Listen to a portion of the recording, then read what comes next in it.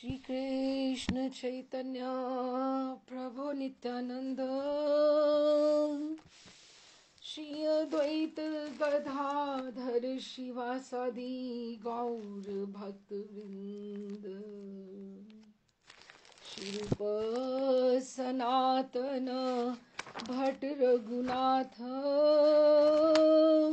श्री जीव गोपाल भट्ट दास रघुनाथ एही छे गोसाई कौरी चरण वंदन यहाँ हैते विघ्नाशे अभीष्ट पुरन अभीष्ट पुरन अभीष्ट पुरन।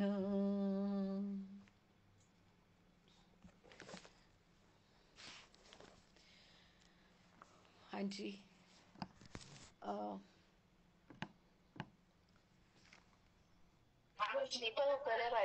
अच्छा जी, अच्छा, ओके। राधे श्याम।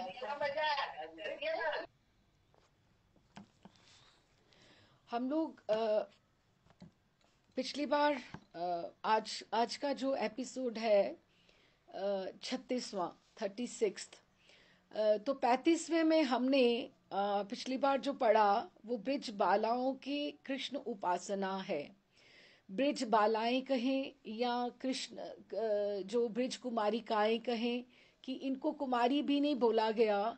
पौगंड अवस्था जिस तरह से बोला है कि 5 से 10 वर्ष के बीच में, क्योंकि ठाकुर ही 7 वर्ष के हैं, तो गोपियां तो उनसे छोटी ही हैं। कुछ एक बड़ी हैं, प्रौढ़ा हैं थोड़ी सी, लेकिन सारी की सारी उनको ब्रिज कुमारिकाओं की ही उपाधि दी गई है, यही नाम दिया गया है। और महाप्रभु उनके बारे में सब सुन रहे थे, और जिस तरह से उन्होंने कात्यायनी अर्चन किया, तो उनको रोज यही लगता रहा, नित्य यही लगता रहा कि आज आज आज शायद कात्यायनी माँ प्रसन्न होकर हमें कहेंगी वर ब्रूहिम, कि आप मुझसे वर मांगो कि क्या मैं आपको वर दूं। लेकिन एक एक करके उनके सारा का सारा मास, उनकी कठिन परीक्षा, जैसे सुबह स्नान करना, ठंड में अंधेरे में आना घरों से, वो सब निकल गया। तो उनको नहीं दर्शन हुए माँ के। लेकिन आज जब पूर्णिमा का दिन था आखिरी, तो उन्हें ठाकुर जी ने आके उनके वस्त्र हरण कर लिए। जो हमने कहा कि वो वस्त्र नहीं है, क्योंकि आने वाली रात्रियों में आत्मा का परमात्मा से मिलन होने वाला है रास में। तो जगत का संबंध जो है वो देह तक है, तो आत्मा तक नहीं है। तो क्योंकि आत्मा जो है वही, ये देह जो है हमारी हर जन्म में बदल जाती है। आज ये देह है, आज ये हम जैसे मनुष्य योनि में है, स्त्री योनि में है, या हो सकता है कि हम किसी और भी कोई और भी हमें मनुष्य शरीर ना मिले, तो हमें और भी कोई शरीर मिले, हम कह नहीं सकते। तो फिर ये जो आत्मा है हमारी, वो सारे के सारे वो अलग अलग शरीर धारण करके अपने कर्म बंधन से वो लेती रहती है, जन्म धरती पे आती रहती है। क्योंकि आत्मा ही है जो शाश्वत है, चैतन्य है, ज्योतिर्मय है, मुक्त है, और उसको कोई प्रभाव नहीं आता। ये देह को सब सुख दुख व्यापते हैं, या गर्मी सर्दी, या और सारी की सारी बातें। तो ठाकुर जी ने चीर हरण नहीं किया। चीर कोई वस्त्र का हरण नहीं था, असक्तियों का और सबका ऐसे हरण था। तो उन्होंने उनको जब वस्त्र दे दिए, उन्होंने उनसे क्षमा मंगवाई। क्षमा ये कहकर, और ये बात भी सत्य है कि तीर्थ में या घर पे निर्वस्त्र स्नान करना वर्जित है, क्योंकि वरुण देवता का नारायण के प्रति अपराध होता है। तो सबसे क्षमा क्षमा जब मंगवाई, तो सबके वस्त्र उन्होंने वापस पुनः कर दिए। तो उन्होंने कहा कि उनको ये लगा, पहले तो उन्हें ठाकुर जी पे थोड़ी सी प्रेम से खींच आ रही थी, ऐसे भी खींच नहीं थी, पर उन्होंने फिर उनको बाद में ये लगा कि ठाकुर जी कितने सदय हैं, कितने करुणामय हैं। अभी तक तो हम इस कार्य को उनका ऊधम समझ रही थी कि ये वो ऊधम मचा रहे हैं, हमसे शरारत कर रहे हैं, खींच नहीं आ रही थी, ऊधम लग रहा था उनको। लेकिन अब समझ में आया कि वे तो हमारे खंडित होते व्रत की रक्षा करने आए थे। हम सब अपराध बोध से दब गई और हम कृतज्ञ अपने आप को, जैसे साम दाम दंड उन्होंने कितनी बातें कही कि तुम ऐसे ऐसे ऐसे मान जाएं ठाकुर जी, ऐसे मान जाएं। तो उन्होंने फिर वो उनको ये लगा कि कृतज्ञ हो गई कि ठाकुर जी के, कि ठाकुर जी ने हमारे व्रत की रक्षा की, और उनकी दया का स्मरण करके मन ही मन उनका गदगद हो गया। तो इस तरह से जब भी ये महाप्रभु ये सारी की सारी बातें स्वरूप दामोदर के साथ गंभीरा में ये जब सुन रहे हैं, तो हमने पढ़ा कि ये इसमें से सबसे बड़ी दो बातें जो निकल कर आती हैं, और महाप्रभु उसमें ऐड ऑन भी करेंगे। तो दो बातें जो अभी तक निकल कर ये आई हैं कि एक, कि ब्रिज बालाएं जो हैं बहुत सरला हैं, बहुत सहज हैं, और सहज हैं और ठाकुर जी को वो प्राप्त करना चाहती हैं, ठाकुर जी को प्राप्त करना चाहती। ये एक बात है कि वो कितनी सरला है। और दूसरी बात ये जो आई वो ये कि जो ठाकुर हैं वो पूर्ण शरणागति, पूर्ण समर्पण चाहते हैं। जब ही ब्रिजबालिकाओं ने ये बात कही कि आप हमारे स्वामी हो और हम आपकी दासियां हैं, तो तब ठाकुर जी पसीज गए कि अब इनका रक्षा करना मेरा कर्तव्य है, कि मैं इनको बोलूं कि ये इन्होंने गलत किया है जो निर्वस्त्र होके इन्होंने स्नान किया है। तो उन्होंने कहा कि ये बड़ी गुह्यतम लीला है और गोपी जन वल्लभ की लीलाओं का रहस्य। अब ये देखिए, अब माखन चोरी की लीला भी है, कई लोग उसको गलत भी समझते हैं कि चोरी करना तो अच्छी बात नहीं है, लेकिन ठाकुर हमारे ऐसे हैं, इतना उनमें माधुर्य है कि, और उनका ऐश्वर्य भी इतना है कि उनके साथ सारी चीजें जुड़ के माखन चोरी की भी महिमा होगी, माखन चोरी की भी महिमा हो गई। अगर वो कुछ गलत भी करते हैं तो ठाकुर जी के साथ जुड़ के वो और मधुरता उसमें आ जाती है। तो लेकिन ये गोपीजन वल्लभ की जो कथा है, गोपियों के साथ ठाकुर जी किस तरह से हास परिहास करते थे, किस तरह से बात करते थे, उनके उनके ये कहने पर ये महाप्रभु कहते हैं कि गोपी जन वल्लभ की जो लीलाओं का रहस्य वो हर एक के आस्वादन का विषय नहीं है, दुनिया नहीं उसको समझ सकती। केवल कौन समझ सकते हैं? एकांतिक रसिक भक्तों के अनुभव का ही विषय है। कि अभी कोई उसको क्या समझे, कोई कैसे समझे, तो ये जो विषय है, गोपियों की जो कथा है ठाकुर जी से, अभी जिन लोगों को भक्ति का, तत्व का ज्ञान ही नहीं है, वो तो कितनी कितनी बातें बनाते हैं या कुछ गलत भी बोलते हैं। लेकिन यही उन्होंने, महाप्रभु ने कहा कि ये हरे के आस्वादन का विषय भी नहीं है, और ऐसे लोगों से तर्क भी नहीं करना चाहिए, वाद विवाद भी नहीं करना चाहिए। क्यों? क्योंकि उनका जब संस्कार ही नहीं उदित है, संस्कार ही उदित नहीं है, तो वो बात को कैसे समझेंगे? तो ये सब व्यापार वेद गुह्य व्यापार है, वेद गुह्य की, वेद में भी इसकी खोल के इसको समझाया गया है। लेकिन उसको, वेद को पढ़ने के लिए, वेद को समझने के लिए आपको उतनी बुद्धि तो चाहिए ना।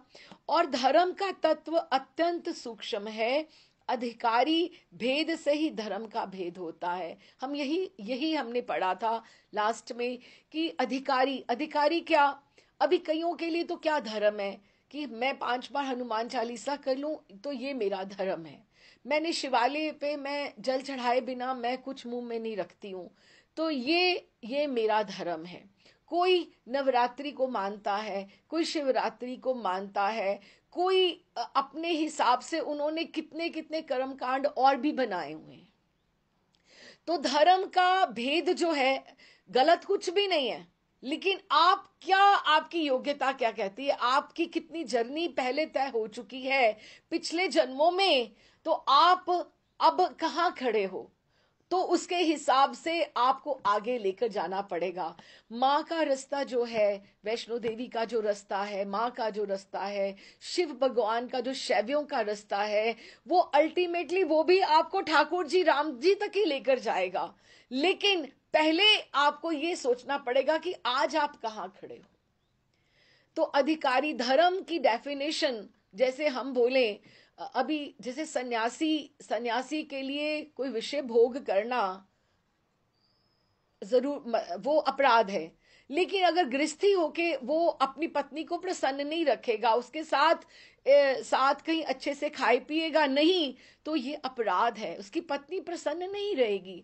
तो जो धर्म का भेद अधिकारी के अनुसार होता है, जो सन्यासी के लिए त्याज्य है वो गृहस्थी के लिए वही उसको स्वीकार करके हम धर्म की परिभाषा हम काल समय के हिसाब से, अधिकारी के हिसाब से उसको डिफाइन करते हैं। ऐसे यूनिवर्सल लॉज इस तरह से नहीं होते हैं। ये पर्सन को देखकर कि किसका कैसा अधिकार है, किसकी कितनी योग्यता है।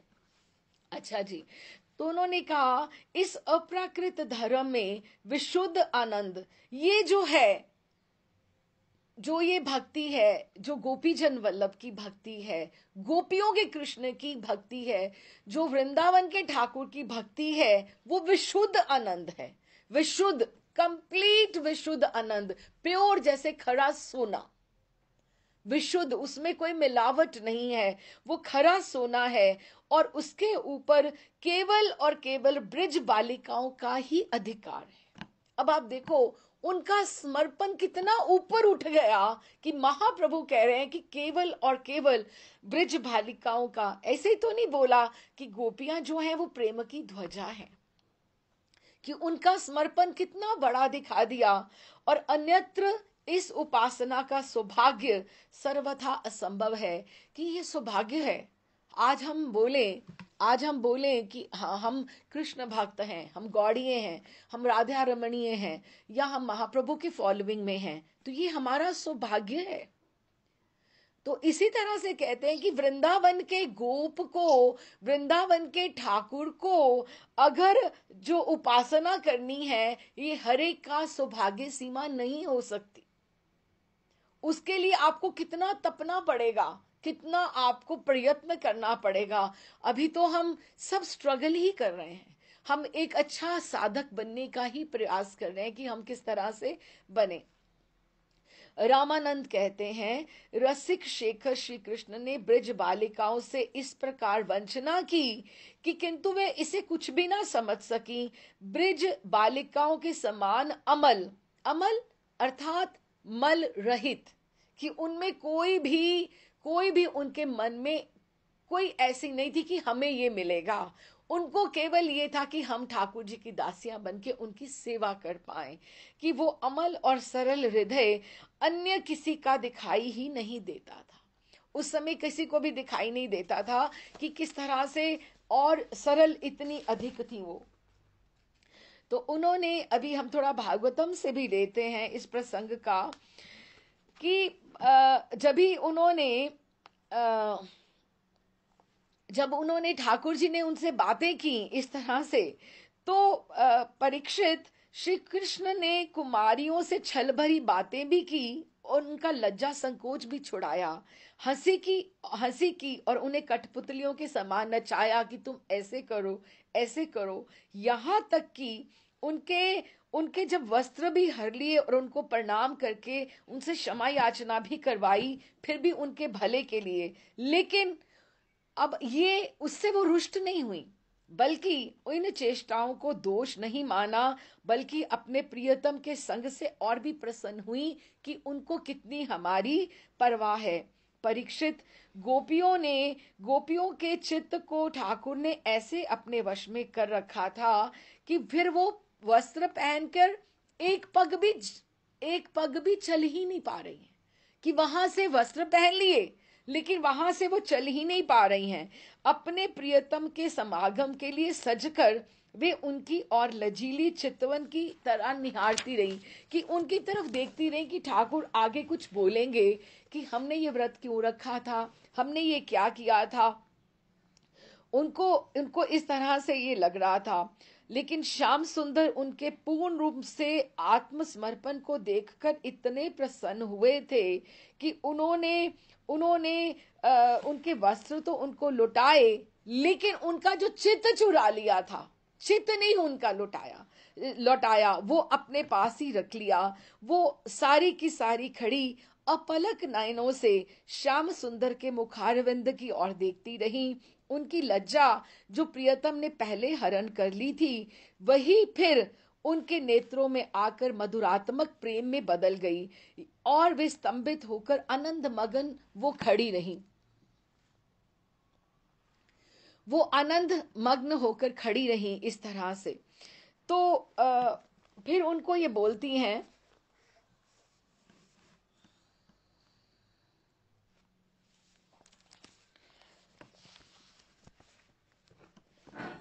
हाँ जी, तो उन्होंने उनके पैर उठते नहीं थे, उनका हृदय भर आया और वो जहां की तहां थी और वो खड़ी रही, क्योंकि उनको ये लग रहा था कि हमने तो इनकी दासी के लिए व्रत किया, दासत्व के लिए किया, लेकिन हमने तो सब कुछ अपना अर्पण कर दिया, लेकिन ठाकुर से हमें अनुमोदन तो कुछ मिला नहीं। उन्होंने कुछ कहा ही नहीं है कि आप अभी अभी क्या, व्हाट नेक्स्ट, क्योंकि 1 मास तक उन्होंने व्रत किया। तो उन्होंने कहा अब जाओ ना, बाबा से जाकर मेरी शिकायत कर दो ना, जो तुम्हें करनी थी। अब तो तुम्हारे, कह दो उनको मैंने तुम्हारे वस्त्र चुरा लिए थे। और वे हंसते हुए ढीठ बनकर हमारे सम्मुख आकर खड़े हो गए और हमारे मस्तक झुक गए। नेत्रों से निकली बूंदें धरा को सिक्त करने लगी कि एक एक उनको पसीना आने लगा कि अब ये हमें जाने के लिए बोल रहे हैं। हमने तो व्रत कर लिया, अभी हमें फल देंगे तो हम जाएंगे ना। अब जैसे जैसे इन्होंने कहा था, उनको लग रहा था अभी ही हमें फल मिल जाएगा। तो उन्होंने, स्वरूप दामोदर कहते हैं, अच्छा सरला बाला तो बहुत हैं, लेकिन देखो रसराज कृष्ण ने वस्त्र देते समय उनसे एक बात कही। ठाकुर जी कितने चालबाज हैं, कितने, देखो उनकी लज्जा हरण करके, पहले तो उनकी लज्जा हरण की और उनको पुनः लज्जित करने के निमित्त उनको पते क्या कहने लगे, कहो तुम्हें धर्म का उपदेश देकर मैंने ठग लिया ना। देखो, जैसे किसी को कोई पहले अच्छा बता दे और उसको बोले कि मैंने तो तुम्हें बुद्धू बना दिया, पहले तो उनसे सब कुछ करा लिया अपने हिसाब से, है ना। अब देखो ठाकुर जी कितने खराब है, कितना, अब इसका वो जवाब क्या दे कि अच्छा ये वाकई हमें ठग लिया था। कि उनको और लज्जित करने के निमित्त वे कहने लगे, कहो तुम्हें धर्म का उपदेश देकर मैंने कैसा ठगा, और एकदम से हंसने लगे। बस इतनी ही सी विद्या बुद्धि थी तुम लोगों में, इतना अनुष्ठान करने चली थी, किसी से पूछा भी नहीं, क्या नहीं है। तो बात सही थी, निर्वस्त्र स्नान तो नहीं करना चाहिए, वो तो बात बिल्कुल सही थी। लेकिन ठाकुर जी भी ने देखो, उनको जैसे प्रियतमा और प्रियतम में हास परिहास होता है, उनको कह रहे कि मैंने आपको ठग लिया, ऐसा कुछ था ही नहीं, था तो सही, लेकिन उनको बुद्धू बना रहे हैं बिल्कुल सामने सामने। और रामानंद कहते हैं, क्या ब्रिजबालाओं ने इसका कोई उत्तर नहीं दिया, क्या करा ना, उनका चित्त भी चोरी हो गया था, वो चित्त ही चोरी हुआ था। वस्त्र चोरी तो अलग बात है, आसक्तियां, देह अहंकार और बुद्धि और वो जो जन्मों जन्मों के संस्कार थे वो तो चोरी हुए, वो अलग हुए। लेकिन ये क्या हुआ, स्वरूप कहते कुछ भी नहीं।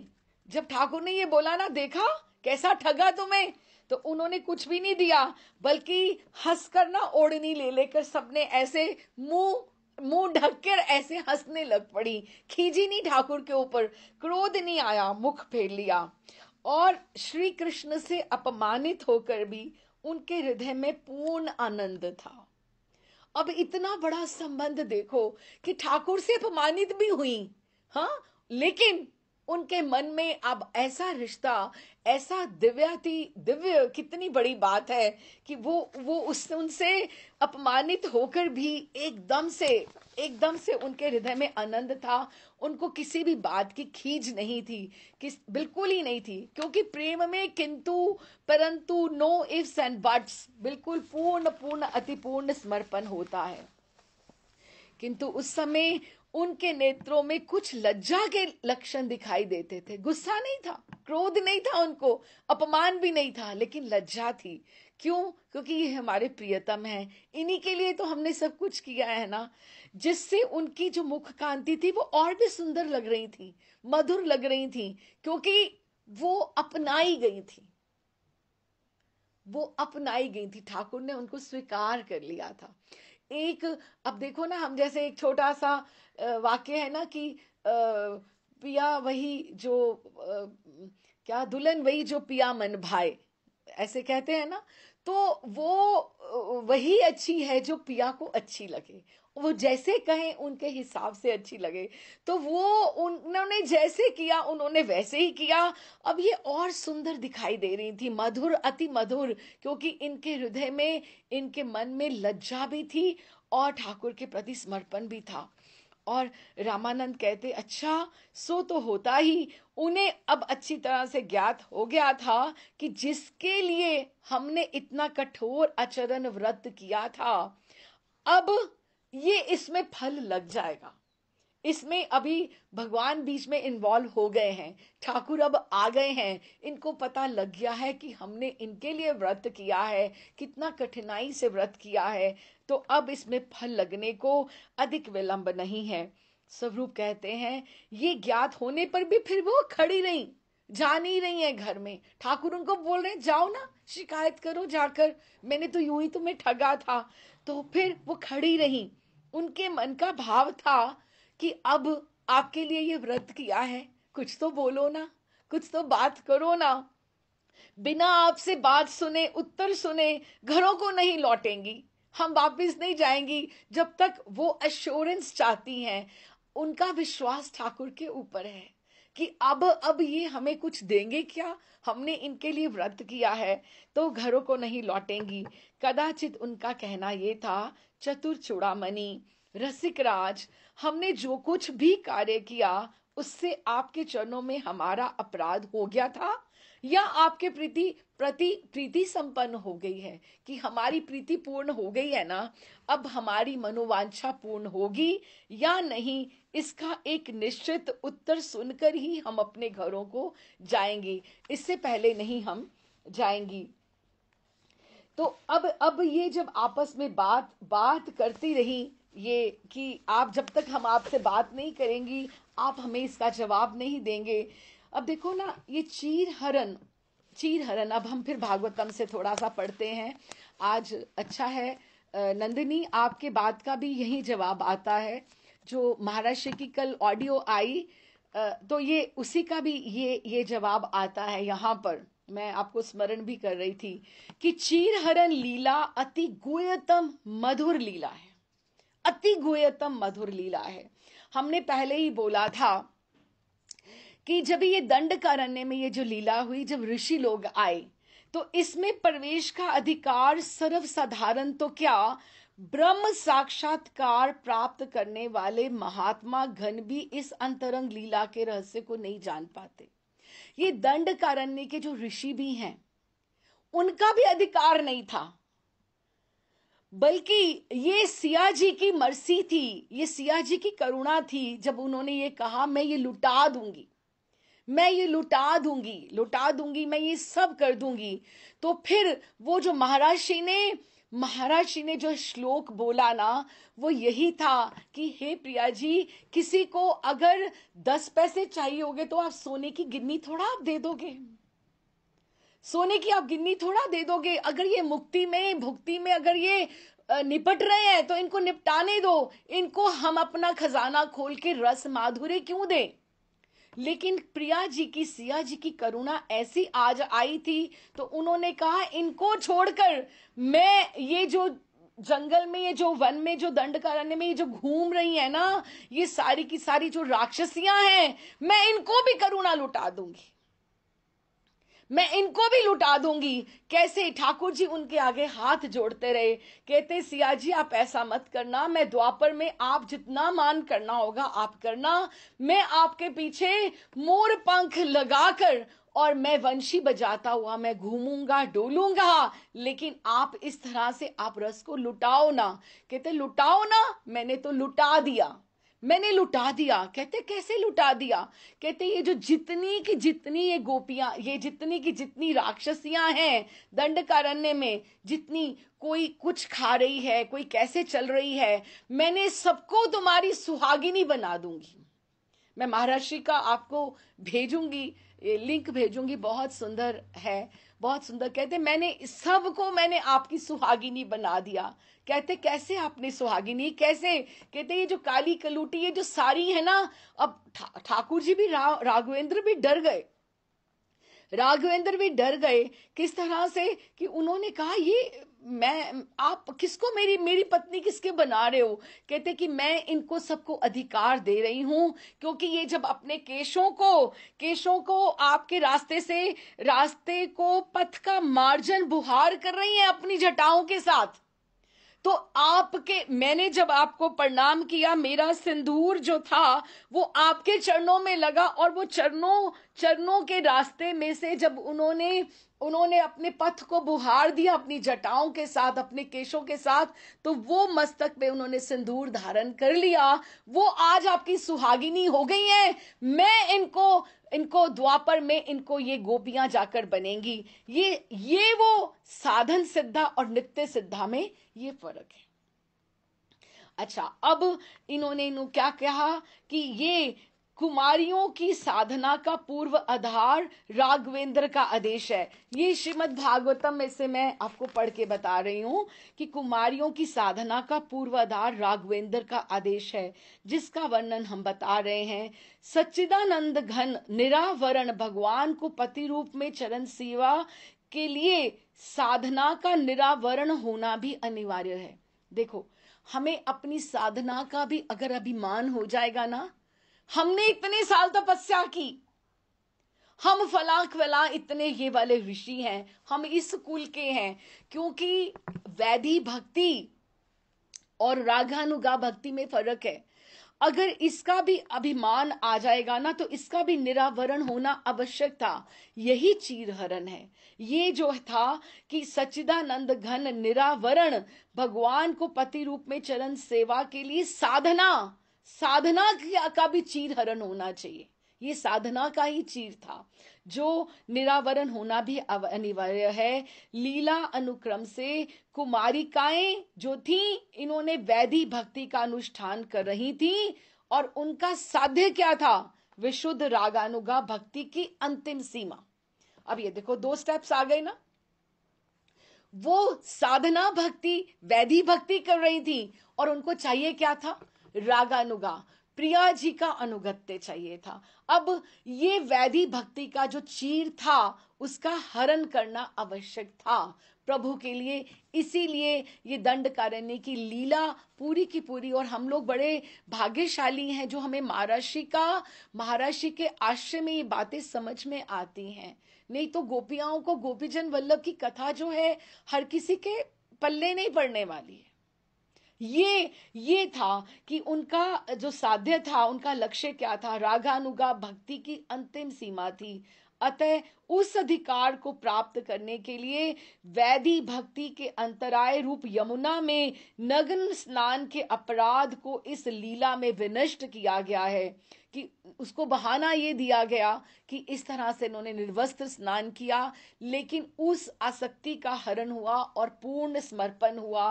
वह देह, धर्म, संकोच, लाज, ये जो सारी की सारी ये जो थी, कुल कान आदि को दूर कर ऋषिकालीन संस्कारों से उन्हें विशुद्ध करके पूर्ण रीति का समर्पण करने की योग्यता लीला शक्ति ने तब उन्होंने उनको प्रदान की, तब उनको उन्होंने प्रदान की। तो फिर उन्होंने उन्होंने जब ही खड़ी रही वहां पर वो आगे ही नहीं चल रही हैं, आगे ही नहीं चल रही हैं। तो उन्होंने कहा, कुमारियों को उन्होंने, ठाकुर जी ने कहा कि हे साध्वीगण, मैं तुम्हारा ये संकल्प जानता हूं, कि तुम मेरी सेवा करना चाहती हो। मैं तुम्हारी इस अभिलाषा का अनुमोदन करता हूं। तुम्हारा ये संकल्प सत्य होगा, तुम मेरी सेवा कर सकोगी। जिन्होंने अपना मन प्राण मुझे समर्पित कर रखा है और मुझ में लगा रखा है, उनकी कामनाएं जो हैं वो संसारिक कामनाओं से बिल्कुल अलग हैं। अच्छा, अब रामानंद कहते हैं, हम वापस आते हैं कैसे महाप्रभु सुन रहे हैं। ब्रिज बालिकाओं के संकल्प को सुनकर सत्य संकल्प भगवान ने क्या उत्तर दिया। भगवान ने तो सत्य ही, क्योंकि कुमारिकाओं की इतनी साधना थी, अब ठाकुर को फल तो देना ही था। सत्य संकल्प भगवान ने क्या उत्तर दिया। भगवान ने कहा, आपका संकल्प अवश्य ही सत्य होगा। तुम मुझे शीघ्र ही पति रूप से प्राप्त करोगी। कब? आने वाली शरद की रात्रियों में, आने वाली शरद की रात्रियों में तुम मुझे अवश्य तुम्हारे साथ में आपको, तुम लोगों को स्वीकार करूंगा। ये उन्होंने उनको अनुमोदन दिया और उनको कहा कि अब तुम जाओ, घर जाओ, तुम्हारा संकल्प अवश्य पूर्ण होगा। अच्छा, अब यहां तक रामानंद और स्वरूप का कार्य बात पूरी हो गई, पूरी की पूरी लीला संपूर्ण हो गई। लेकिन महाप्रभु कहते हैं कि मैं इसके ऊपर कुछ और ऐड ऑन करना चाहता हूं। हमने दो बातें समझी, एक तो पूर्ण समर्पण, उन्होंने पूर्ण समर्पण उन्होंने उनको बोला कि एक तो 16 आने ये बात बोली, और दूसरी क्या बात बोली। हाँ राधेश्याम भाभी जी, ठीक है, दो ही बातें, यू आर राइट, कि दो ही बातें उन्होंने, एक तो पूर्ण शरणागति, पूर्ण शरणागति जिसमें 16 आने पूर्ण समर्पण है, और दूसरा जो एक है वो ये है कि अमल रहित, अर्थात सरल हृदय, एकदम से उसमें छल कपट नहीं। तभी हम वापस से हमेशा कहते हैं कि we should be innocent like a child. जिस तरह से हम पैदा हुए धरती में आते हैं, हमारे में हमें कोई मारता भी है फिर भी हम उसको प्यार करता है, तो हमारे मन में उसके लिए कोई दुराव नहीं रहता, कोई छल कपट नहीं रहता, हम वापस उसके पास चले जाते हैं। तो कोई भी सरल हृदय होना एक भक्त के लिए बहुत बहुत आवश्यक है। स्वभाव के ऊपर ये बात आती है। अच्छा, अब महाप्रभु ने इसके ऊपर दो बातें बहुत सुंदर ऐड करी। इसको पहले हम महाप्रभु की भाषा में, शैली में समझने से पहले, क्योंकि यही बात भागवतम में भी आई है, उसमें क्या कहा है कि देखो, हर कर्म का बंधन होता है, हर कर्म का बंधन होता है। हम कुछ भी करें उसके लिए हमें, उसके से संबंधित हमें जन्म लेना ही पड़ेगा, उसके साथ करना ही पड़ेगा। लेकिन अब जो चेष्टाएं भगवान को प्राप्ति के लिए करते हैं हम, उसके लिए कोई कर्म बंधन नहीं है। ये एक बात कही उन्होंने।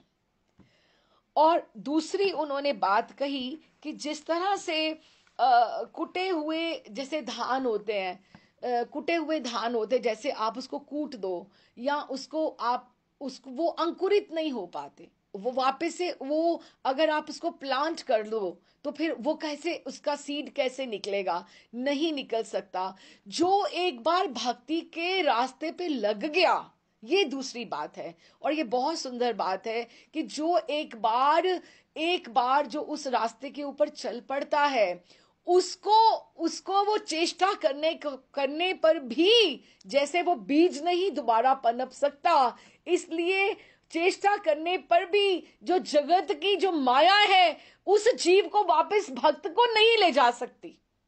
कितना बड़ा आश्वासन है, कितना बड़ा आश्वासन है ठाकुर जी का।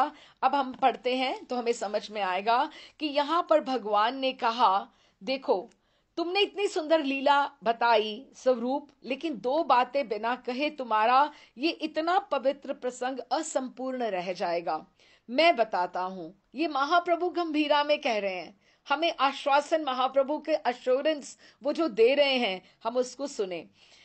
कहते हैं कि एक तो ये है कि श्रीमद भगवान में गोप बालिकाओं ने कहा था कि जिनकी बुद्धि केवल मेरे चरणों में ही आविष्ट है, जो जिनको केवल मेरा और मेरा ही ध्यान है, जिसको अन्य कोई कामना नहीं रहती, उसकी ये कामना साधारण नहीं है, उसका कर्म बंधन नहीं होता है। और उस काम से काम जनित कर्म का बंधन भी नहीं होता है, क्योंकि कुटे हुए धान कभी अंकुरित नहीं होते हैं। इस पर भी यदि वे धान अगर भून लिए जाएं, अब जैसे उसको भून लिया जाए, तो फिर वो कभी दोबारा अंकुरित हो ही नहीं सकते, उसकी कोई संभावना नहीं रहती। और ब्रिज बालाओं का अन्य कामनाओं से रहित, परिमार्जित, भाव विशेष संस्कृत भगवत प्रेम सेवा रूप काम किसी भी प्रकार से कर्म बंधन का हेतु है ही नहीं। और ऐसा ब्रिज बालिकाओं ने श्याम सुंदर के मुख से इस प्रकार के उपदेश प्राप्ति की प्रतीक्षा तो की नहीं थी, वो ये तो सुनना नहीं चाहती थी। तथापि परम कारुणिक भगवान ने इस स्थान पर ये उपदेश देकर ये उत्तम कार्य ही किया कि तुम कभी भी, तुम्हारा दोबारा जन्म नहीं होगा। अब ये जो साधन सिद्धा थी, ये अब नित्य सिद्धा शैली में चली जाएंगी। ये चीर हरण की लीला का ही प्रताप है जो वो ऐसे इसमें चली जाएंगी। वे जिस उत्तर प्राप्ति की प्रतीक्षा कर रही थी, प्रेममय ने उन्हें वह उत्तर भी स्पष्ट रूप से इस प्रकार दे दिया कि हे सती कुमारी गण, तुम्हारा कात्यायनी व्रत साधना अब पूर्ण सिद्ध हो गया है। अब तुम अपने अपने घरों को जाओ, तुम अपने घरों को जाओ और आगामी शरद ऋतु की रजनी समूह तुम मेरा संग लाभ कर सकोगी। इस तरह से उन्होंने उनको बोला। और रामानंद वास्तव में रसिक शेखर, परम करुण, आनंद लीला रस में विग्रह श्री कृष्ण की इस प्रकार की करुणा न होती तो भजन साधन सर्वथा ही निष्फल हो जाता। और ब्रिज बालाओं के साधन में तो संपूर्ण रूप से सर्वस्व त्याग ही है। इस साधन का महाफल महारास में, इतनी बड़ी उन्होंने साधना करी तो इसका फल उनको महारास में जाकर मिला। एक इंपॉर्टेंट कॉल है, I have to reply one. अच्छा, रामानंद वास्तव में उन्होंने कहा रसिक शेखर परम करुण आनंद लीला की, क्या लीला कितनी गुह्य है, कितनी अंदर से इतना उनका भजन साधन उन्होंने जैसे अनुष्ठान किया और ठाकुर जी ने करुणा करके उसको अपनाया, उसकी कितनी महिमा है।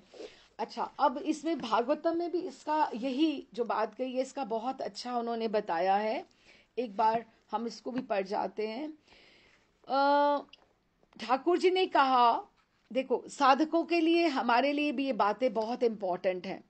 उन्होंने कहा कि जिन्होंने अपना मन और प्राण मुझे समर्पित कर रखा है, मुझ में लगा रखा है, उनकी कामनाएं उन्हें संसारिक भोगों की ओर ले जाने में समर्थ नहीं होती हैं।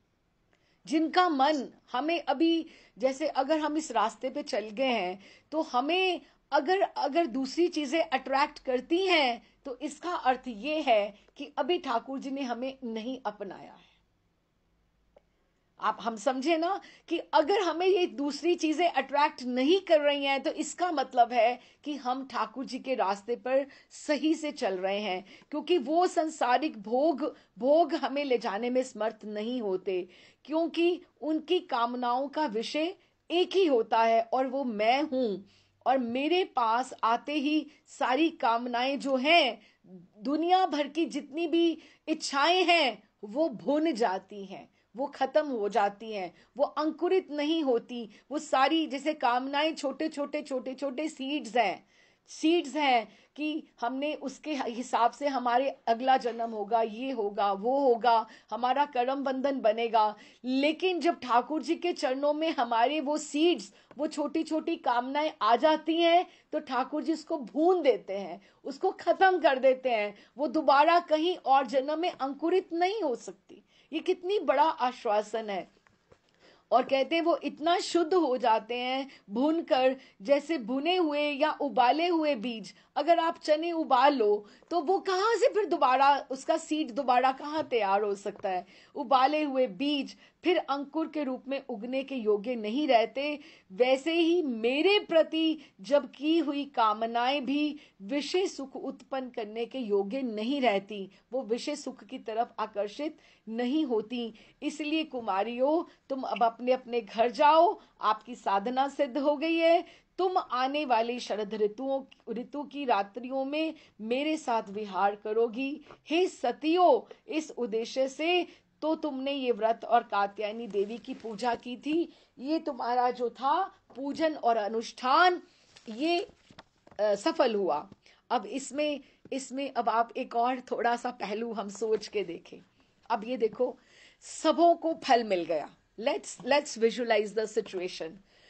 ठाकुर जी चले गए, ठाकुर जी चले गए। अब भी वो वहां से हिल नहीं रही हैं, अब भी वो वहां से हिल नहीं रही हैं। हमारे उनका कह रही हैं गोपियां, हमारे मन का हाल तो पूछो ना। जैसे अंधे को आंखें मिल गईं, जैसे ग्रीष्म ऋतु को तपते हुए को वट की छाया सुलभ हो जाती। इतना बड़ा कोई किसी को बोल दे कि अब आने वाली रात्रियों में मेरे साथ तुम्हारा भी हार होगा, तो उसकी मनोस्थिति कैसे होगी। वो जाते हुए श्याम सुंदर को देखती रही।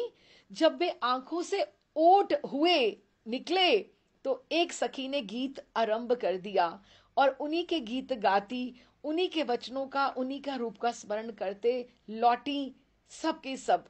और तब आपस में क्या बातें करती हैं। अब सबको भीतर ही भीतर हृदय में प्रतीक्षा है, किसकी? शरद रात्रियों की।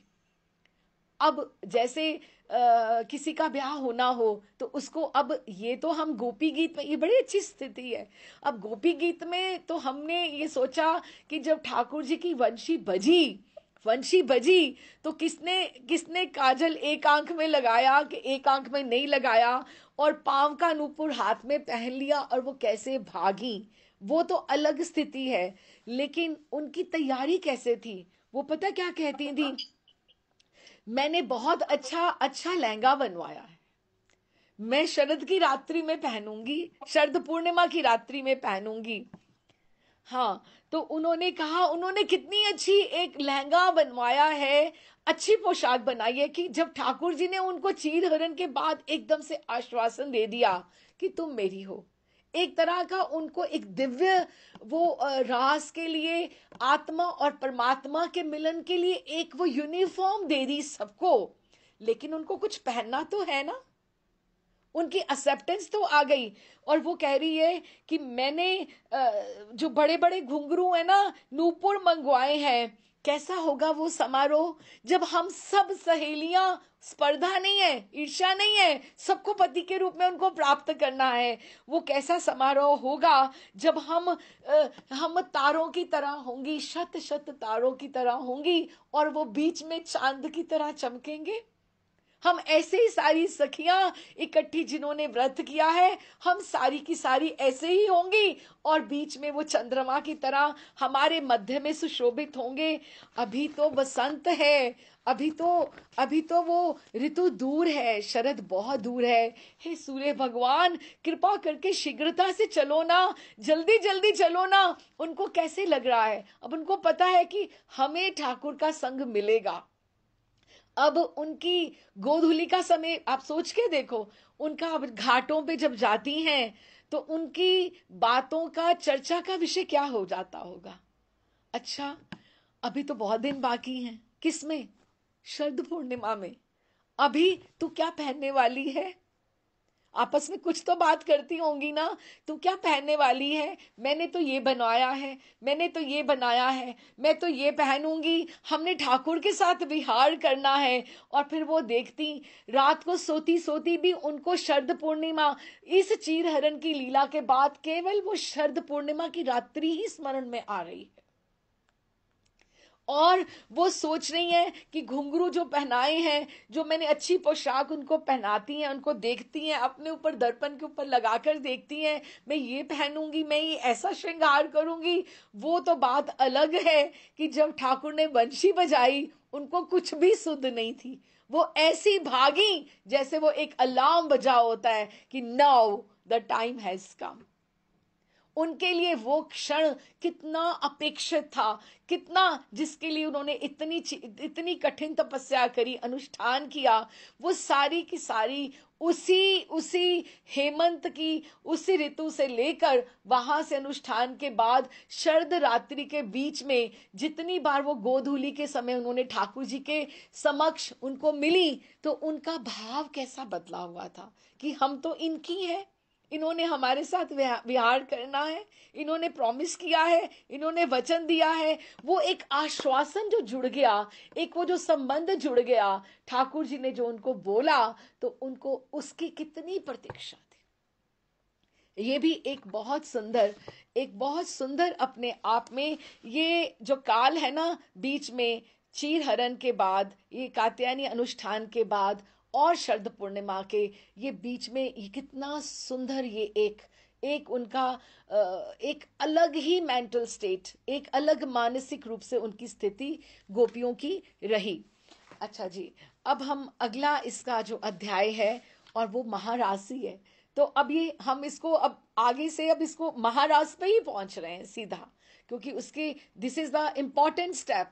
ये कात्यायनी अनुष्ठान के बिना महाराज तक पहुंचा ही नहीं जा सकता, क्योंकि उसको एलिजिबिलिटी जो देनी है महाराज के लिए, वो कात्यायनी अनुष्ठान ने ही दी, उसको सम्मिलित होने के लिए। और उसके लिए उन्होंने हमें आश्वासन भी दिया और हमें बेसिक क्वालिफिकेशन भी बताई कि तुम्हें सरला होना और तुम्हें समर्पण तुम्हारे में होना बहुत आवश्यक है। फिर तुम इस छोर पर हो, सरला बन के, सरल बन के, गोप कुमारिकाओं की तरह सरल बन के रहो, समर्पण पूरा करके रहो, तो मैं उस छोर पे तुम्हारी प्रतीक्षा कर ही रहा हूं।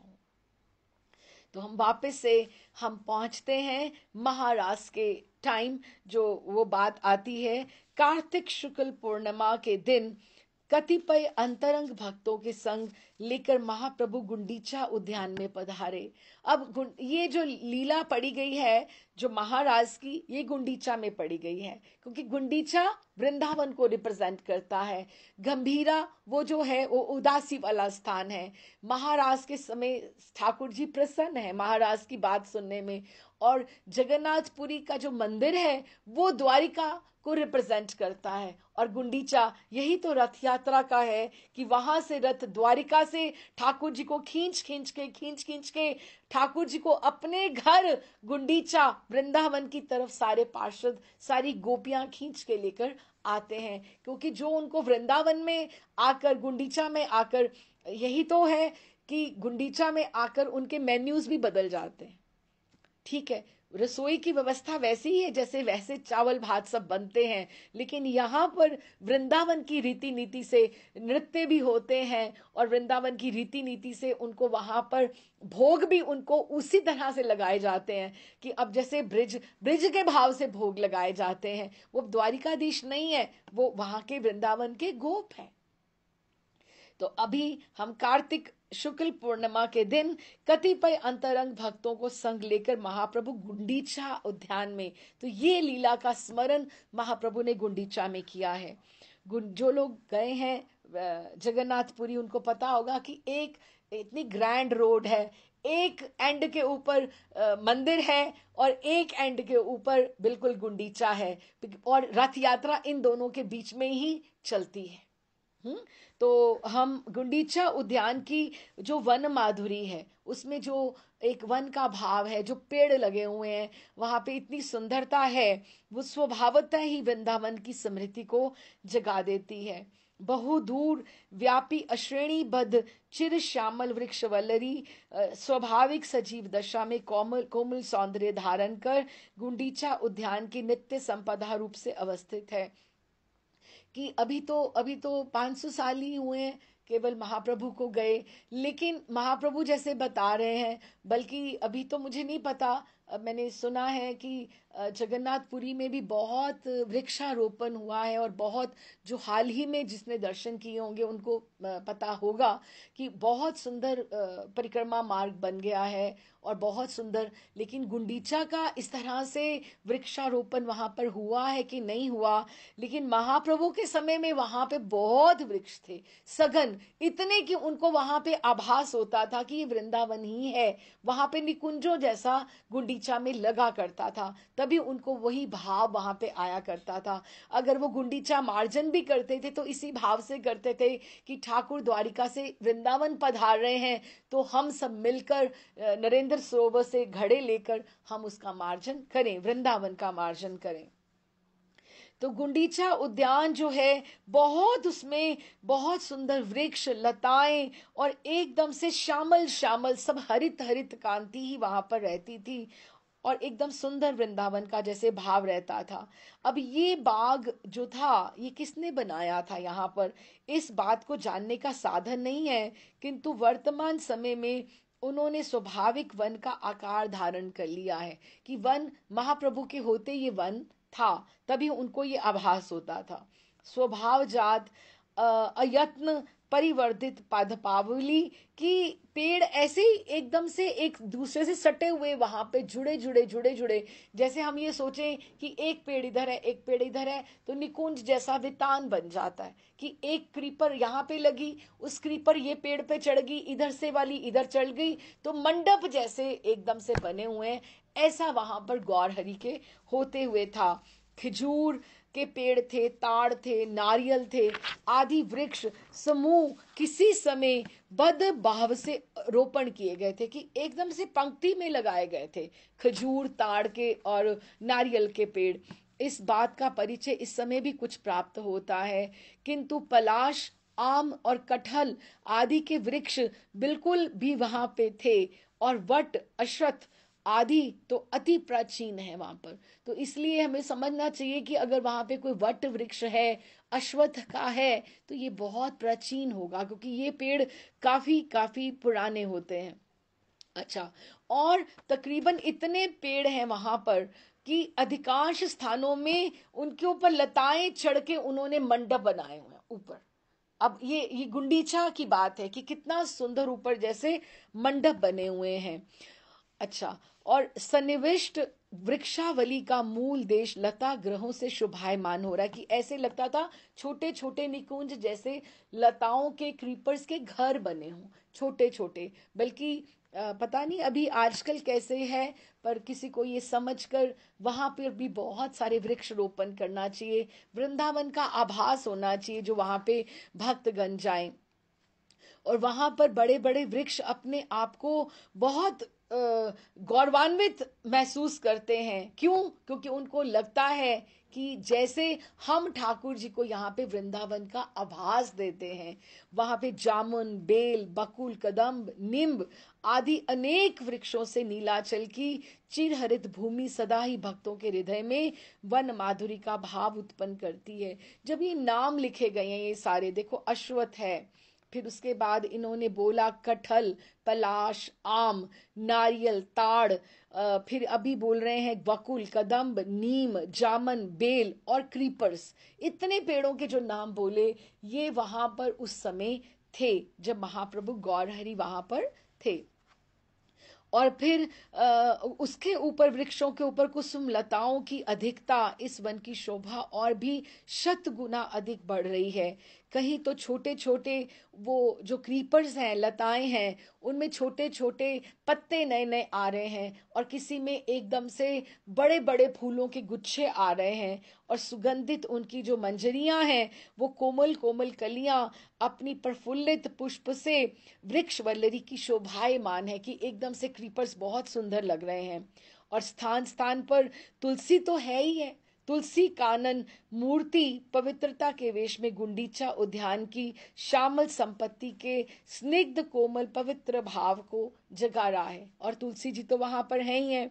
वृक्ष वाटिका सब चिर चिर गौरवमय भारतीय महर्षियों के पुण्य आश्रम के समान है। गुंडीचा का जो वन है वो सदा से वृंदावन का, क्योंकि महारास होनी है, महारास की हम बात कर रहे हैं, तो महारास गुंडीचा में ही होनी चाहिए। तो महाप्रभु ऐसे स्थान में, अब हमसे ये सोचें हम सब गुंडीचा में हैं। जैसे हमने श्रावण के मास की जो लीलाएं थी हमने जगन्नाथ वल्लभ वाटिका में पढ़ी, और इधर से हमने कि ठाकुर जी प्रिया जी कैसे अभिसार करके आते हैं, कैसे मान की लीलाएं होती हैं, वो हमने उधर पढ़ी। कुछ हमने गंभीरा में पढ़ी। अब ये हम गुंडीचा में हैं सब। तो महाप्रभु ने अंतरंग भक्तों के सहित गुंडीचा वन में के भीतर एकांत स्थान में एक वृक्ष वाटिका में प्रवेश किया। वो भीतर नहीं गए, वृक्ष वाटिका जहाँ पे वृक्ष का एकदम से समूह है वहां पर प्रवेश किया। इसके चारों ओर तुलसी के बहुत सुंदर पौधे और छोटे बड़े फल और फूलों के वृक्ष हैं। तो कुटीर गृह के समीप ही कुछ बकुल और तमाल आदि के वृक्ष भी हैं। वाटिका का जो पूर्व भाग है अपेक्षाकृत अनावृत है, कि ढका हुआ है। उसके ऊपर ऐसे इतना डेंस फॉरेस्ट, जैसे जैसे हम वृंदावन को हम महाराष्ट्री एक एक शब्द प्रयोग में लेके आते, वृंदाटवी, कि वो वृंदावन की वो स्थली जो इतनी घनी है, वृंदाटवी है, उसको टवी कहते हैं, जहां पे सूर्य की किरणें भी प्रवेश नहीं कर सकती, क्योंकि वो इतना निकुंज का वातावरण इतना घना है, लताओं से आच्छादित है। इसी तरह से ये भी वही स्थान है कि जो वाटिका का पूर्व भाग जो है एकदम से आवृत है।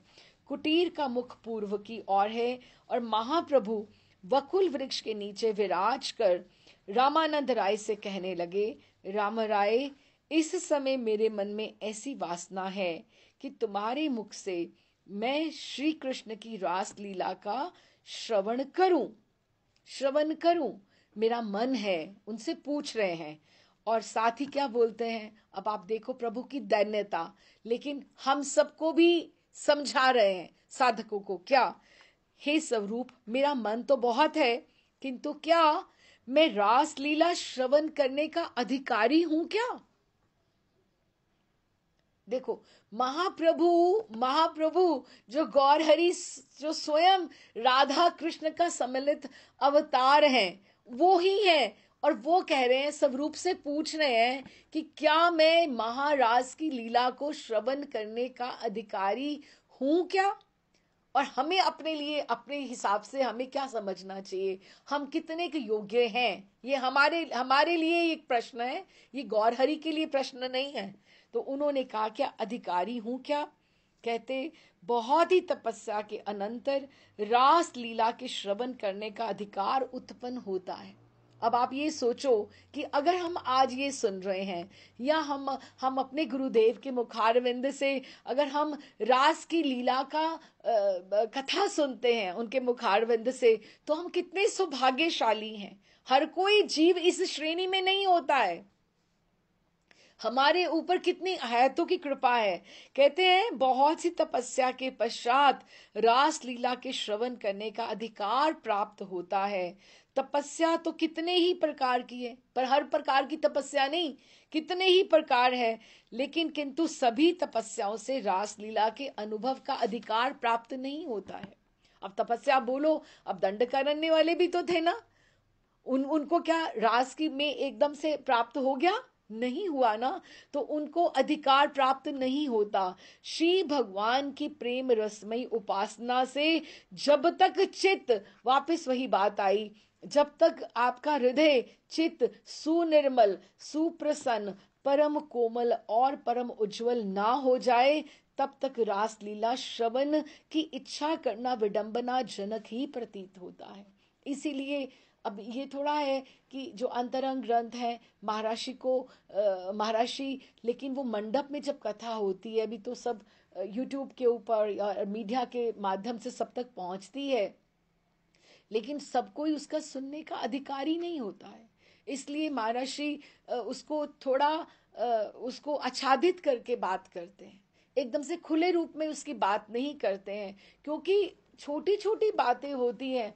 अभी कल ही महाराष्ट्र कह रहे थे, कल ही महाराष्ट्र की उन्होंने कहा कि देखो, जब अगर रस को अगर हम पूर्ण ढक दें, रस को अगर हम पूर्ण ढक दें तो भी किसी को समझ ना आए कि ये कहाँ है।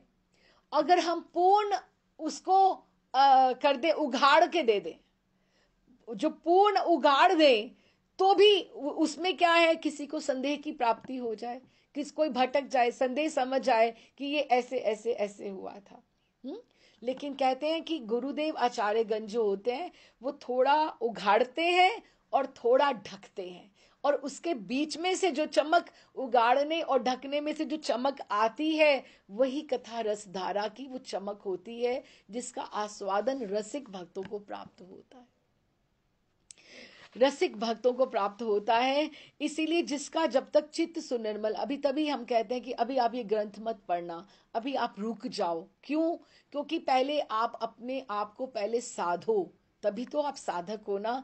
कि चित्त सुनिर्मल हो, सुप्रसन्न हो, परम कोमल और परम उज्जवल, जब तक आपको रासलीला श्रवण की इच्छा करना, क्योंकि आप फिर कभी ये सोचा जाता है कि आपका पतन भी हो सकता है, कि अगर आप इस चीज के अधिकारी नहीं हो तो आपको उसको सुनने का अधिकार नहीं है, तो आपसे कोई अपराध भी हो सकता है कि ऐसे कैसे हो सकता है। क्यों? महाप्रभु कहते हैं क्यों? क्योंकि मैं तो एक शुष्क सन्यासी हूं, मैं तो एक शुष्क सन्यासी हूं, मेरा इसमें अधिकार नहीं है। अब देखो, ये भी उन्होंने दैन्यता में एक ये बात कही, और ये भी कही कि जिसमें रस नहीं है ना, जो जिस बात में शुष्कता है जिसके पास, तो उसको भी एक ये बाधा है बहुत बड़ी। अभी अभी बात, ये कितनी बड़ी बात है पता नहीं मैं आपको समझा पा रही हूं कि नहीं, लेकिन भक्ति में शुष्कता होना, उदासी होना, विराग्यपन होना, ये भी एक हिंड्रेंस है, एक ऑब्स्टेकल है, एक बाधा है। आप रस का आस्वादन नहीं कर सकते हो।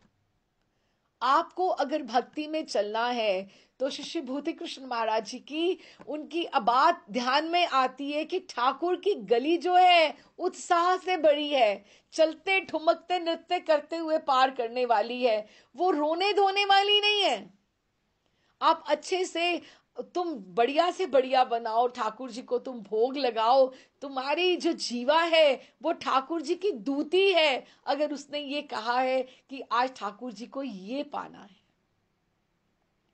कि तुम हंसी से, अच्छे से, उत्साहपूर्ण, कहते वो भक्त भक्त नहीं है जो अपना उसका जीवन उत्साहपूर्ण नहीं है।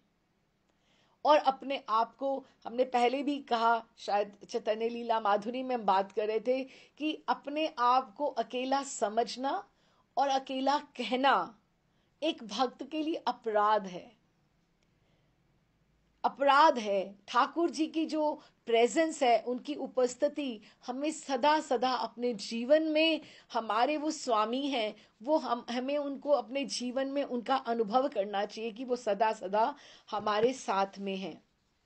अच्छा, तो उन्होंने उनको क्या बोल रहे हैं कि मैं एक शुष्क सन्यासी हूं, कि मुझे तो, अब आप देखो ना, वैसे तो उन्होंने, हमने समझा कि हरिदास, छोटे हरिदास जी को चावल मांगने के ऊपर भी उन्होंने बोल दिया, अपराध उनको हो गया था। और अभी उन्होंने कात्यायनी की लीला कितनी गंभीरता से सुनी, और बल्कि उसमें अपना भी उन्होंने जोड़े। इसका अर्थ ये है कि तत्व से सब बात समझ के हुए चलो, और वो रास की लीला भी अगर सुनना चाह रहे हैं, श्रवण कर रहे हैं, तो वो जैसे स्वरूप दामोदर से आज्ञा ले रहे हैं विनम्रता में, कहते मेरा इसमें अधिकार है कि नहीं। ये जानकर भी इसके श्रवण करने में विशेष लाभ हो रहा है कि मेरी बहुत इच्छा हो रही है कि मैं ये सुनूं। कामनाओं के लिए तो कोई अगम्य स्थान नहीं है, मैं क्या ये अधिकार प्राप्त कर सकूंगा? मैं कर सकूंगा? मुझे बताओ स्वरूप। रामानंद ने कहा, प्रभु, आप अपने दासों का गौरव इसी प्रकार बढ़ाया जाता है कि आप हमसे पूछ रहे हैं कि हम आपको सुना सकते हैं, हम आपको, ये तो आप उल्टी बात कर रहे हैं, आप हम दासों का गौरव बढ़ा रहे हैं। ये अदम विषयी श्री चरणों का अयोग्य सेवक है कि हम तो आपके चरणों के सेवक हैं। इससे अपना स्वरूप गोपन करना केवल वंचना मात्र है। आप ये जो अपना स्वरूप छिपाकर हमसे रह रहे हो ना, आपने हमें बताया नहीं जैसे कि आप कौन हो, तो हमें पता नहीं लगेगा। हमें सब पता है कि आप कौन हैं। अथवा आपकी ये जो दीनता है, अधिकार की जो बात उठाना, केवल ये लोक शिक्षा के लिए, आप साधकों के लिए बता रहे हो कि हर एक कोई सुनने का अधिकारी नहीं होता। अगर हर एक को अपने मन में सबसे बड़ा हर एक को ये पता होता है कि मुझे, मेरे भीतर अभी कितनी योग्यता है या नहीं है। दुनिया के सामने कोई कितना भी बनता फिरे, लेकिन हर एक को अपना पता होता है। तो ये एक अधिकार की बात है। हर एक को सोचना चाहिए कि मैं ये अधिकारी हूं या नहीं हूं। महाप्रभु कहते हैं, स्वरूप ब्रिज बालाओं की संग वांछा जो पूर्ण करने के लिए निमित्त प्रेम में श्याम सुंदर ने कुसुमित कुंज वन में जो रसमय लीला प्रकाश की थी, उसमें कैसा मनोहर महामिलन था, कैसी आनंद की अपूर्व तरंगे थीं। इस आनंद में बिना नृत्य किए क्या कभी कोई स्थिर रह सकता है? क्यों स्वरूप नृत्यमय रास लीला प्रेम का महा महोत्सव है। जो रास लीला है ना, और अब रास लीला के पश्चात ही ठाकुर जी को अक्रूर आकर ले जाएगा, और ये चरम सीमा है। चरम माखन चोरी हुई, पूतनावध हुआ, तृणाव्रत हुआ, दावानल, कितनी गोवर्धन की लीलाएं, कितनी लीला हुई, लेकिन महारास was the peak most, super most लीला। सबसे बड़ी जो महामिलन की लीला गिनी जाती है, वो सबसे बड़ी लीला हुई, और ये नृत्य का महामिलन था। और इसमें आनंद का आगाध जैसे वर्षा हो रही होती है, आनंद की, और एकदम से उसकी उताल तरंगे एकदम से उठ रही थी। ये ऐसा सागर था जो महारास का था, जो यमुना जी के तट के ऊपर इस तरह से उद्भासित हुआ, और उस आनंद का कुछ वर्णन नहीं होता और कभी हो भी नहीं सकता। तुम और रामानंद मुझे इस आनंद की केवल एक बूंद ही आस्वादन करा दो, कि मुझे कहीं से कुछ थोड़ा मिल जाए। मैं सर्वदा से ही तुम लोगों का ऋणी हूं, कि मैं आई ऑलवेज ओ यू, कि तुम मुझे कितना सुनाते हो, कितनी कथा सुनाते हो, तो मैं तो तुम्हारा ऋणी ही हूं। तो आज आप मुझे इस महारास की लीला का थोड़ा सा आप मुझे उसमें आनंद दे दीजिए। रामानंद ने हंसकर कहा, हमें क्या कहना चाहिए प्रभु, हमसे कुछ अगर आप कहलाना चाहते हैं तो आप ही स्वयं हमारे कंठ में उच्चारण कराइए। जैसे यंत्र होता है, अब जैसे कोई वाद्य है, अब मृदंग पड़ा है, हारमोनियम पड़ा है, ये क्या अपने आप बज जाएगा? नहीं, उसके लिए किसी को जाकर उसको बजाना पड़ेगा। तो हम एक यंत्र मात्र हैं, और आप हमारे यंत्री हैं, कि जब तक आप हमारे में अगर आप संगीत उत्पन्न नहीं करोगे तो हम आपको क्या सुना सकते हैं। हम एक माध्यम हैं, क्योंकि आप सुनना चाहते हैं और हम आपको सुना रहे हैं। यंत्री यदि अपने यंत्र को बजावे तो उसमें किसी का भय क्या है, कि आप जो हमसे सुनना चाहते हो आप स्वयं ही सुनिए। तो क्या कहते हैं, बहुत सुंदर राय रामानंद कहते हैं, मेरो मुख है बीन सम, कि मेरा मुख क्या है, वीणा के समान है। मेरो मुख है बीण सम, तुम हो बीणाकार, जो प्रभु तव मन में लसे, करत वही उच्चार। कि जो आपको अच्छा लगे, जो आपके मन में लगे कि मुझे ये सुनना है, आप वही राग बजा दीजिए। आप महारास कहेंगे तो महारास बजेगा। हम सुनाने वाले आपको कौन होते हैं, आपको जो भाता है वही आप बजाइए। महाप्रभु कहते हैं, ब्रिज बाला वृंद, अब पूरी बात तो वहीं से शुरू हुई, वंशी से ही शुरू हुई। वंशी की पुकार से व्याकुल होकर श्याम दर्शन के लिए वन में आई थी। क्या कहते हो राम राय, इसके आगे क्या हुआ?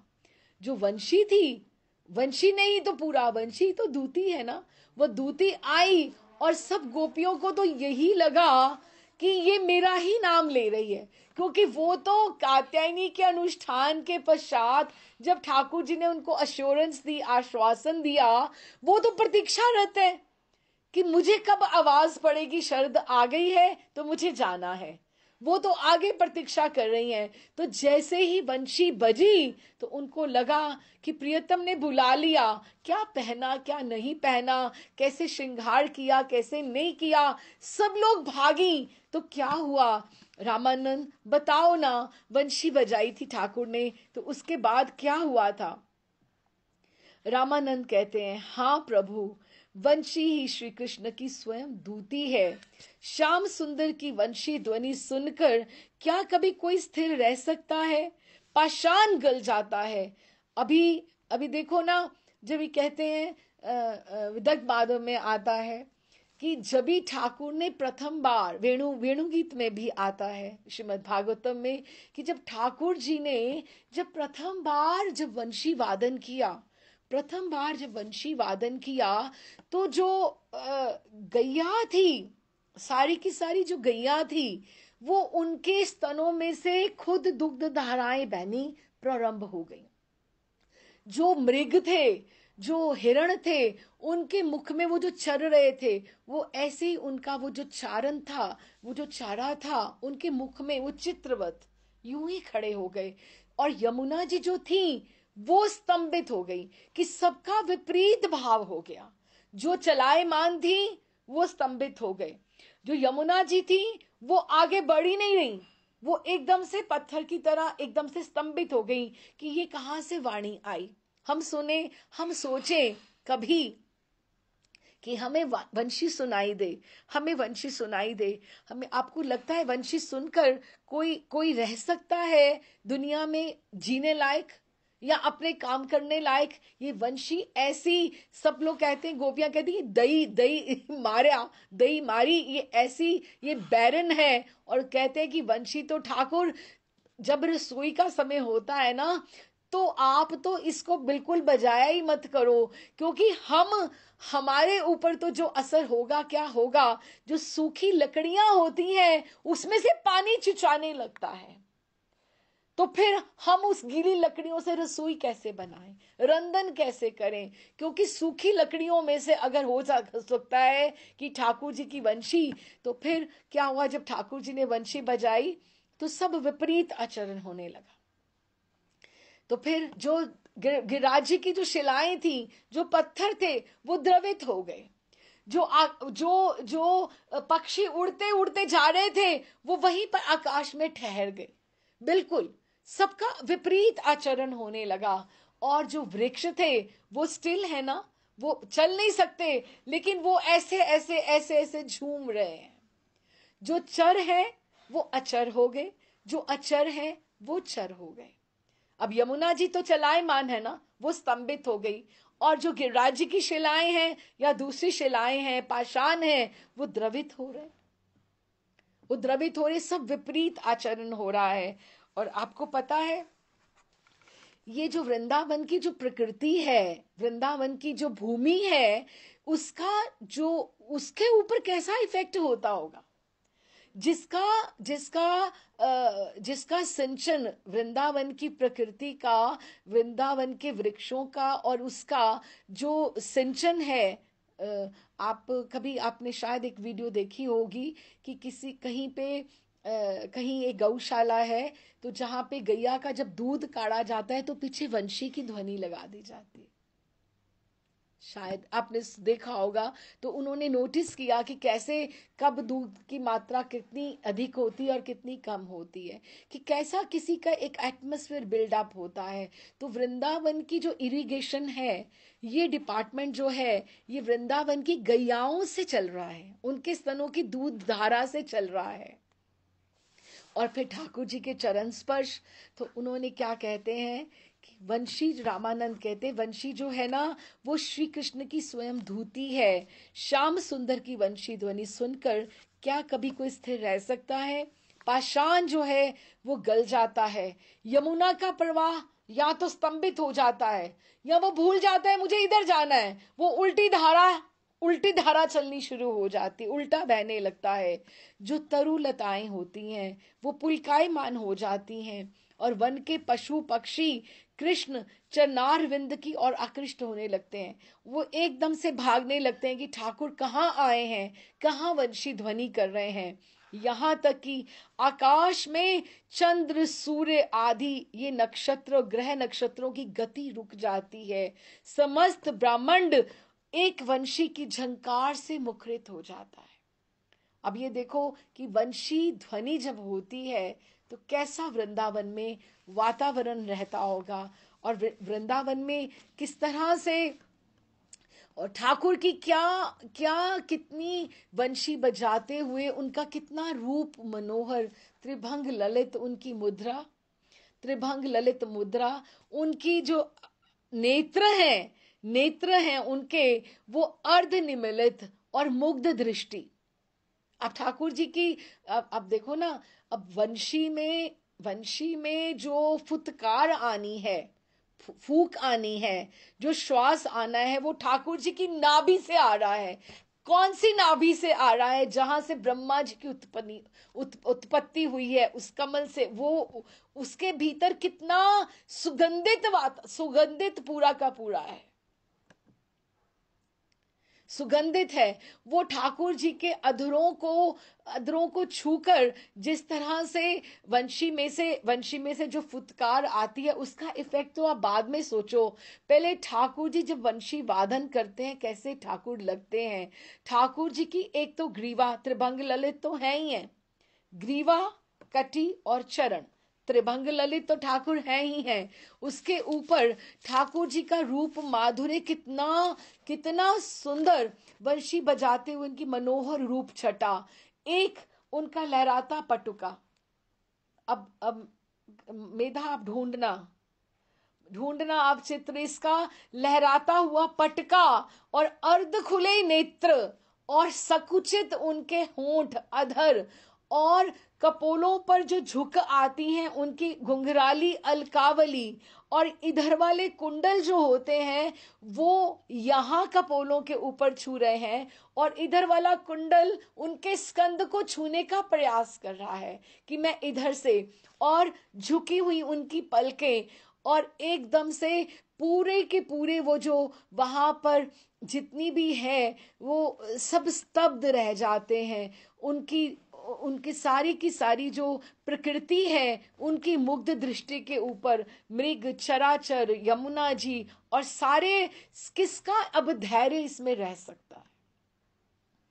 यही ठाकुर जी बात कर रहे हैं कि वंशी ही कृष्ण की स्वयं दूती है और उसको सुनकर कोई स्थिर नहीं रह सकता। एक तो ठाकुर जी का रूप छटा और एक ठाकुर जी की वंशी, ये दोनों की दोनों इकट्ठे चलते हैं।